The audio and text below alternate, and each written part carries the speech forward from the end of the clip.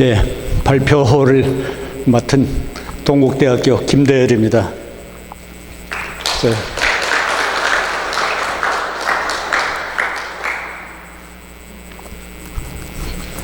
퇴직한 지는 벌써 5년 차 되는 물러가야 될 노병입니다.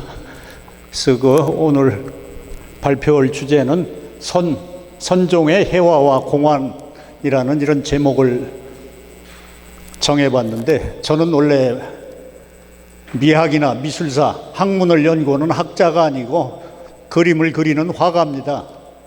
근데 제가 공부하는 과정에서 보면은 동양화 하면은 제일 처음에 나오는 것이, 동양화는 중국의 노장 사상과 불교 사상에 의해서 그 사상적인 배경을 이렇게 가지고 있다는 것이 항상 첫머리에 나옵니다. 그런데 이런 사상을 어떻게 우리 눈으로 보여지는 그림으로 그려져 있나, 이것을 제가 좀 추적하고, 그래서 선생님들한테 그런 걸 배운 적도 없고 책에도 그런 건 나오지 않습니다. 말로만 그런데 그림이라는 것은 원래 자기의 사상 감정을, 보이지 않는 사상 감정을 일반 사람들이 보일 수 있게 만들어내는 것이 그림입니다. 쉽게 말씀드리면, 우리가 지금 그림이 없었으면 우리는 팔만대장경을 다 읽어야만이 불교를 이해하고 올 텐데, 지금 여기 후불탱화를 보면 그림 한 장만 가지고도 불교 경전 내용을 이해할 수 있지 않습니까? 그런 것처럼 저 미술과 종교는 서로가 연관 관계를 가지고 있고, 또 지금 여기 그러면서 지금 여기에 그림들이 많이 걸려 있습니다. 1층에도 있고, 저런 것이 저 석정 스님의 저런 그것을 보통 우리가 선화라고 이렇게 부르는데, 스님이 그리시고, 또 저기에 만법 귀허처, 만법은 하나로 통하는데 그것이 어디로 가는가, 이런 붓글씨도, 이것도 다 선종의 어록에서 나오는 얘기를 이렇게 했는데, 그래서 이것이 보면은 중국에서 송대부터 완전히 이러한 그림을 그리게 되고 시를 쓰게 되는 이런 풍조가 되는데, 이것과 선종이 그 중국 사상계에 전파되는 것과 같은 경로에 있다는 것을 찾게 됐습니다. 그래서 보면은 당대만 해도 그림과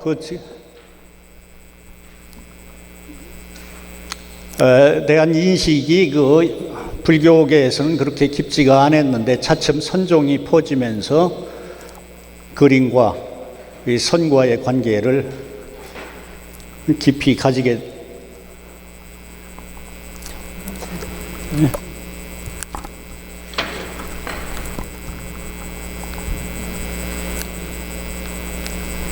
되는데, 그래서 지금 우리 여기 걸려있는 그림들이 보통 문인화, 수묵화, 동양화 하는데, 이 그림이 전부 선종의 영향이라고 저는 그렇게 보고 있습니다. 그 이전, 선종이 나오기 전에는 이런 그림이 없었습니다. 그림이라는, 쉽게 얘기하면 지금 저 불화 같이 모든 사물을 외곽선을 잘 그리고 거기에 색깔을, 실제 사물의 색깔을 칠하는 것이 전부 그림이었는데, 선종이 나오면서 선종과 이 미술이 전맥하면서 선도 흐트러지고, 먹만 가지고도 그림을 그리고, 흐트러지는 사실과 좀 다르게 그리는 그림, 이런 것들이 나온 것이 그 선종화라고 쉽게 말씀드릴 수 있겠는데, 그것이 어떻게 보면 지금 제가 다루고 있는 부분이 1000년 전입니다. 바로 당말 5대 북송이 바로 지금부터 900년에서부터 1200~1300년까지니까 딱 1000여 년 전의 이야기인데, 1000여 년 전에 이런 것이 중국에는 선종 사상이 일반 사상계에 모두 번지게 되면서 그림이나 시나 이런 것이 전부고 선과 통하게 돼서 지금 우리가 살고 있는, 생활하고 있는 모든 이 생활 방식도 어떻게 보면 선종에서 우리가 얻어진 것이라고 이렇게 볼 수도 있습니다.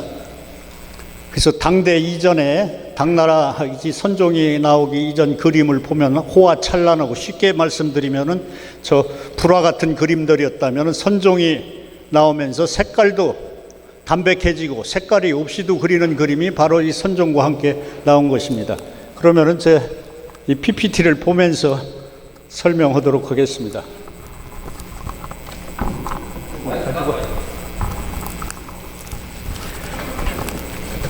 지금 화면에 보이는 그림이 당대의 그 왕유의 그림. 왕유라는 사람은 우리가 쉽게 시불이라고 이렇게 불리는 사람입니다. 시로서 시인이면서 그림을 그려서 우리가 그 문인화의 창시자다, 시조다 이렇게도 불리는, 남종화의 시조다 이렇게도 불리는 사람인데, 이것이 같은 그 왕유 시대의 이사운이라는 사람, 화원의 직업 화가의 그림입니다.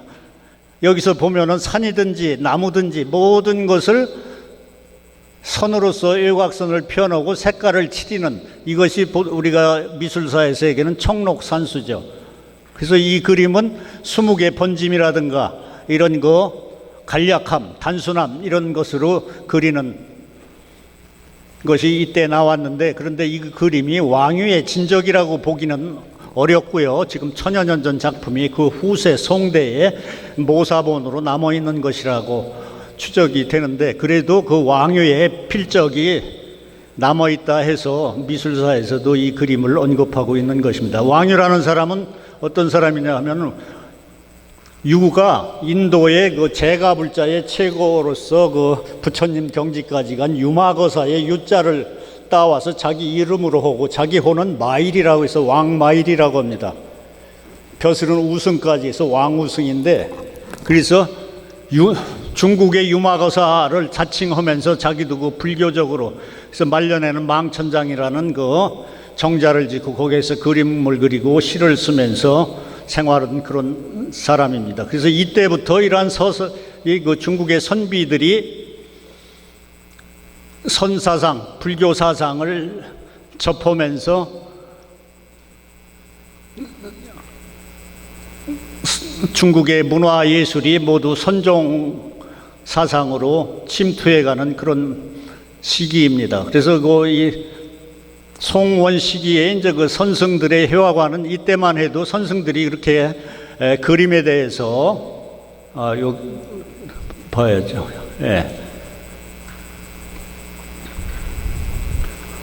그러니까 이 북송 이전에는 선승들이 그림을 그리는 것을 반대한다고 말했고, 그 그림이라는 것은 경상이다, 거울에 비치는 것이다, 이런 식으로 이제 그 그림에 대해서 그렇게 깊이 있게 인식을 하려 하지 않았습니다.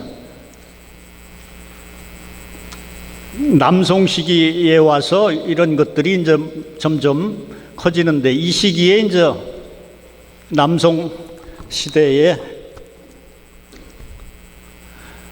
소위 얘기하는, 우리가 지금 논문의 주제인 공안이라는 것, 화두선이 나오게 되죠. 화두선이 나오면서 이러한 그림이 또 많이 그려지고 하게 되는데, 그 원인은 제가 보면 선종하면은 불임문자, 직시인심, 견성성불, 문자로도 표현할 수도 없고 경전으로도 교회 별전, 경전으로도 말할 수 없는, 그저 인간의 마음과 마음으로 전하는 것인데 어떻게 그림을 그리고 시를 쓰게 됐는가 하는데, 이제 이때 사대부들과 선승들이 교류를 하게 되는데, 송대의 소동파나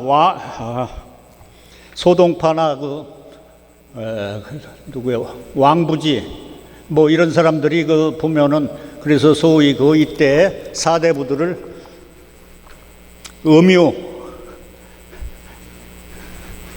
양유음불이라고 이렇게 불렀습니다. 낮에는 유학자인 체험하면서 밤에는 선승들과 교류하면서, 아까 앞전에서 발표할 때 우리나라 추사와 초이선사의 교류 문제를 언급하신 부분이 있었는데, 이때 이미 이제 그 중국의 선승들은 선승이 유학화되고 유학자들은 선승, 그 선의 심취해서 그 선종 사상을 받아들이는 것이게 되는데, 이때 이제 나온 것이 유학에서는 신유학에서 양명학, 이런 것들이 어떻게 보면은 선종의 유학화라고 우리가 볼 수 있죠. 이 시기에 이제 그 선이라는 것 말로도 글로도 표현할 수 없는 것인데 뭔가를 표현을 해야 제자들한테나 또 일반 대중에게 전달을 해야 되는데, 그러다 보니까 그 조사선 시기라든가 이때는 그 무슨 방할 소리를 지른다든가, 지금도 스님들 뭐 그 깨달으면 할하고 하는데, 요새 그 젊은이들 보면은 무슨 얘기하다가 말이 맥히면 헐 하는데, 그래서 제가 학교에 있을 때도 야, 그 소리가 뭔지 너 알고 하냐면 몰라요 이렇게 하는, 바로 이 헐, 여기 선에서 나온 겁니다. 방할, 방 몽둥이로 때리고, 도가 어딨냐 하면은 한 방 얻어 맞고 코를 비틀던가 주먹으로 한다, 이런 것이 있다가 이제 선승 문인들과 교류하다 보니까 문인들은 시를 써 자기의 감정을 표현하니까 선승들도 그걸 또 배우게 된 거죠. 그래서 불임문자가 이제 그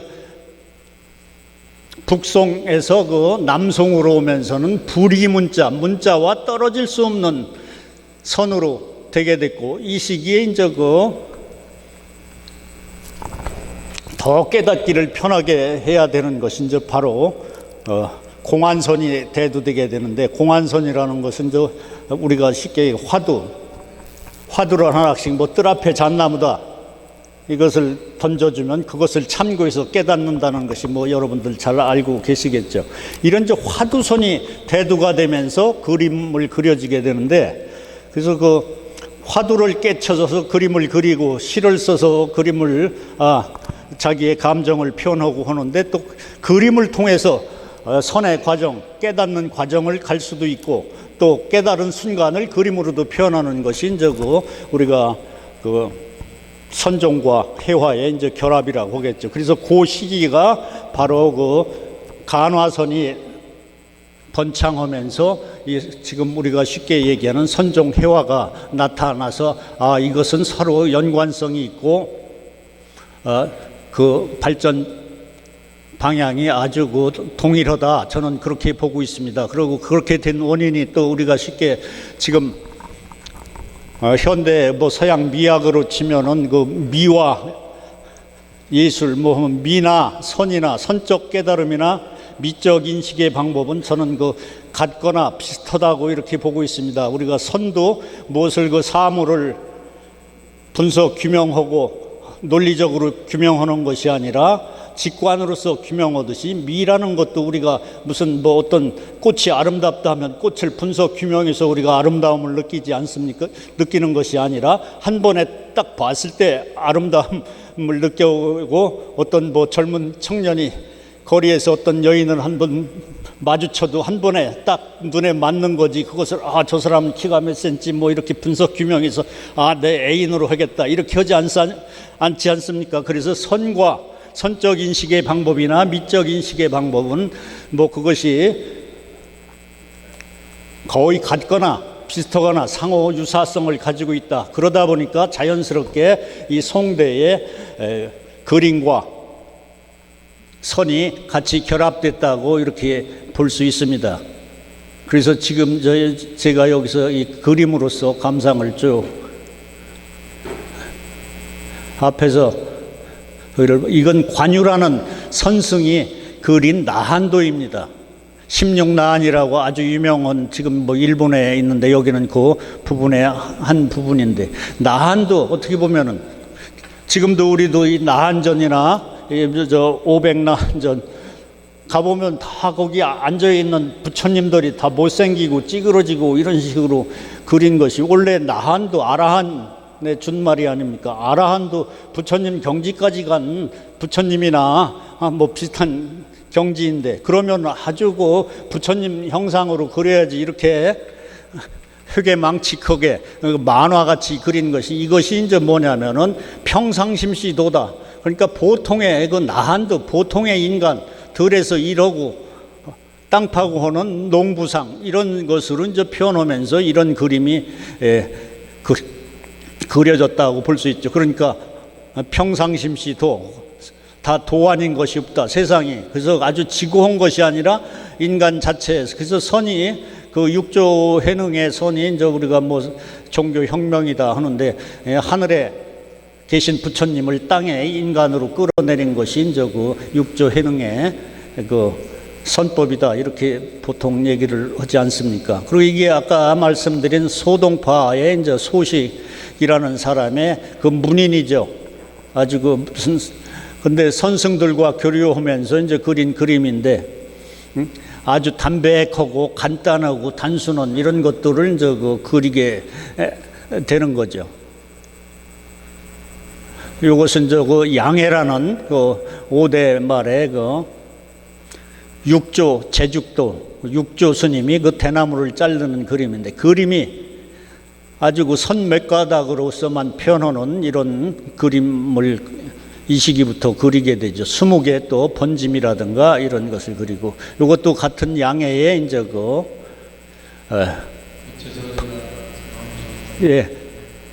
그래서 요거 이제 양해의 발목선인도 이 그림을 보면은 아주 그 몇 가닥으로서 이 선인을 표현했는데 이것은 그 표현주의 현대 미술 용어로 하면 표현주의인데 서양은 이것이 그 저 20세기나 돼서 나왔는데 동양에서는 벌써 7, 800년 앞서서 이런 표현 방법이 나왔죠. 서양은 이 시기에 아주 사물을 잘 그리는 것이 미술이었다면 이때부터 작가의 감정 표현하는 그림으로 이렇게 간 것입니다. 이런 그림들이 다 그래서 쭉 이게 이것도 이 관음보살도 저 불화처럼 호화찬란한 것이 아니라 백의 관함에서 아주 단순한 어디 시골 안악 같은 그런 모습으로 표현한 것이 이제 그 선화의 특징이라고 할 수 있습니다.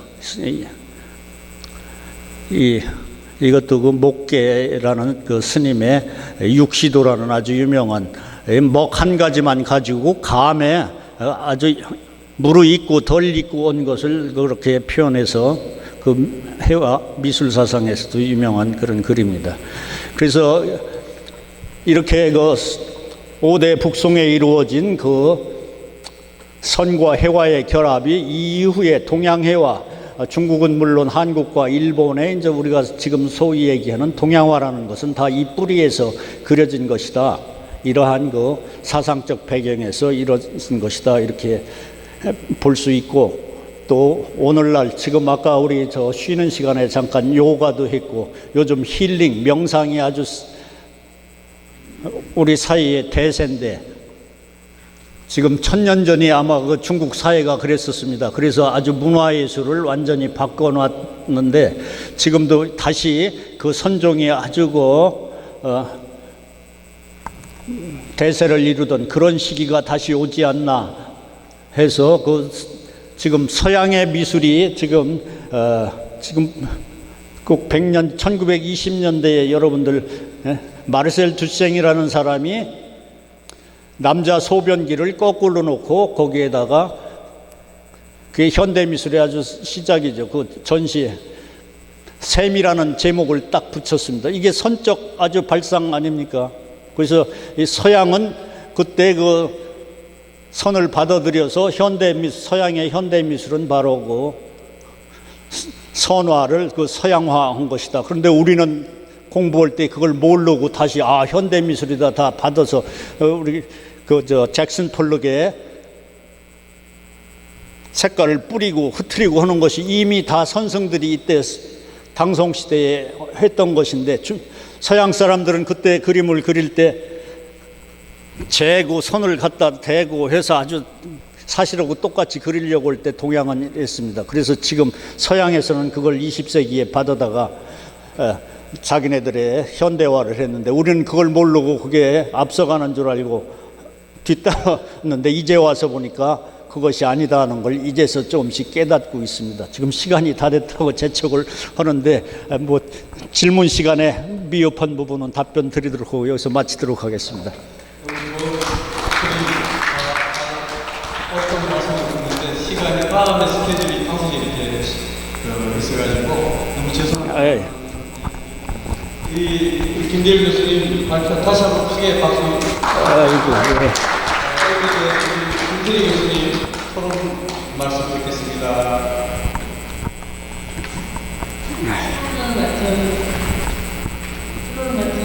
네, 김상준입니다.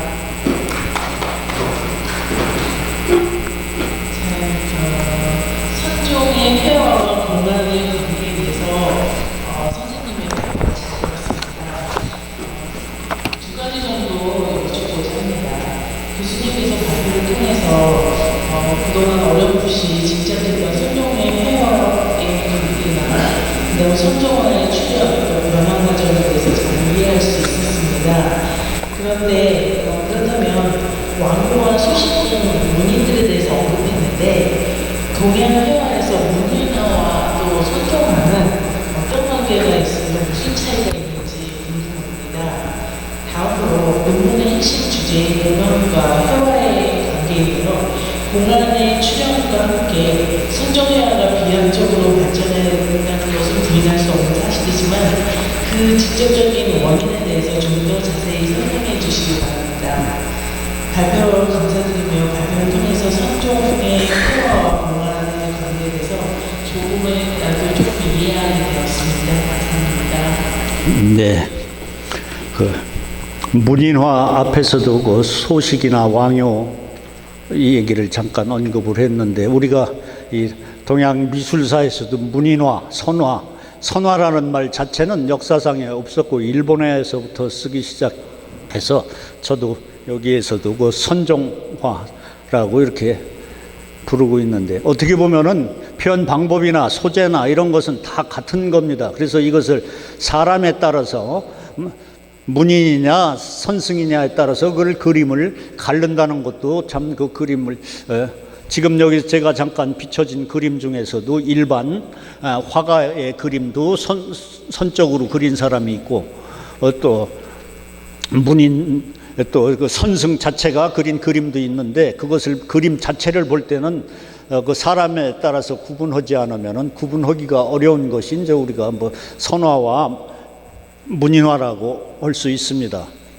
그래서 그 당송 시대의 선승과 문인들의 교류를 하면서 일어난 회화이기 때문에 그림의 표현 방법이나 표현 소재가 다 동일하기 때문에 그것을 굳이 시각적으로 보이는 것으로는 가르기가 어렵고 사람, 그린 작가에 따라서 나눈다면 저거 문인의 그린 그림이고 선승이 그리면 선승화다 이렇게 볼 수가 있고 그런데 이제 이것이 역사적으로 잘못된 것이 명대의 동기창이라는 사람이 이 중국 미술을 선종에 비유해서 선종에 남종선과 북종선이 있다. 남종선은 해능에서 시작이 되고 북종선은 신수내사다. 두 분 다 홍인 스님의 그 제자 아닙니까? 그런데 그 해능 스님은 그 도노를 해서 아주 순간에 깨닫는 그런 선법을 그걸 남종선이다 이렇게 우리가 보통 신수는 점수다 이렇게 하는데 그림도 이제 그렇게 해서 아까 처음에 보여드린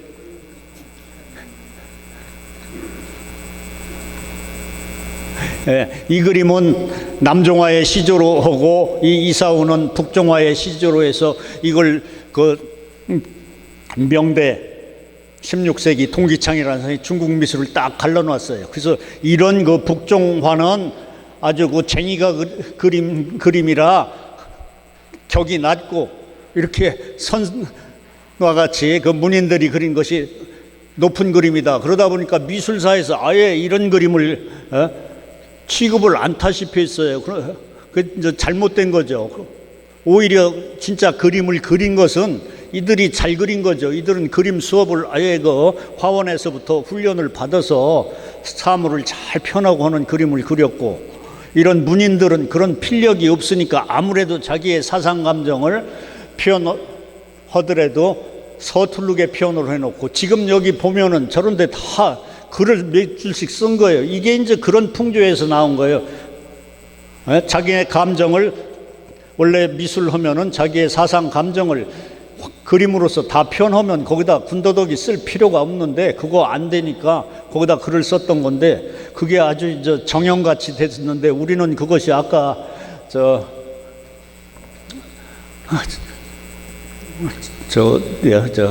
화암산과 화학산 그 논문 발표할 때 하던 추사와 초이선사 말씀을 하신 분이 있었는데, 추사 선생이 그걸 중국에서 늦게 배우다가 우리나라에다 가르쳐 놔가지고 우리나라에 실경화가 나타난 것을 싹이 끊어지고 전부 그거 흉내내는 걸로 가서 저는 그것을 잘못된 그 동기창의의 이론을 그대로 지금까지도 그 유습이 많이 남아 있습니다. 그래서 그 문인화와 선종화를 구분은 그렇게 할 수 있다, 이렇게 말씀드릴 수 있습니다. 발표해 주신 우리 김대열 교수님, 또 김세기 교수님께 큰 박수 부탁드립니다.